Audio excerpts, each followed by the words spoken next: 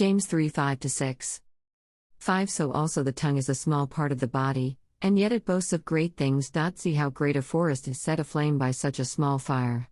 6 And the tongue is a fire, the very world of unrighteousness. The tongue is set among our body's parts as that which defiles the whole body and sets on fire the course of our life, and is set on fire by hell. I watched an educational program years ago on how easy a forest fire can start. One way was by a little droplet of water on the leaves and sunlight shining, which would magnify the sun rays' heat and the leaves would start to smoke and burn.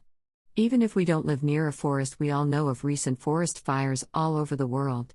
The country of Australia has horrible bushfires repeatedly. 46 million acres were burned and billions of wildlife were killed between 2019 to 2019 just by bushfires in the country alone.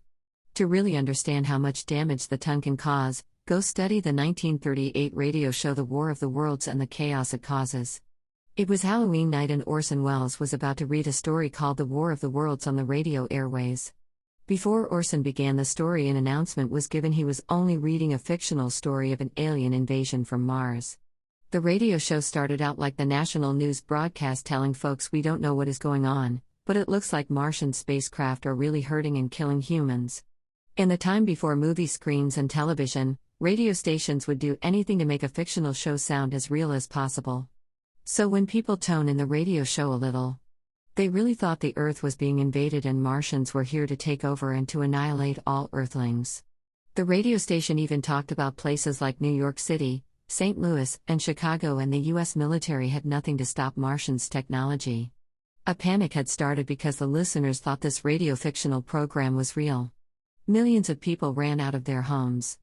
My father had told me this radio show caused a major panic and many people committed suicide to avoid Martian.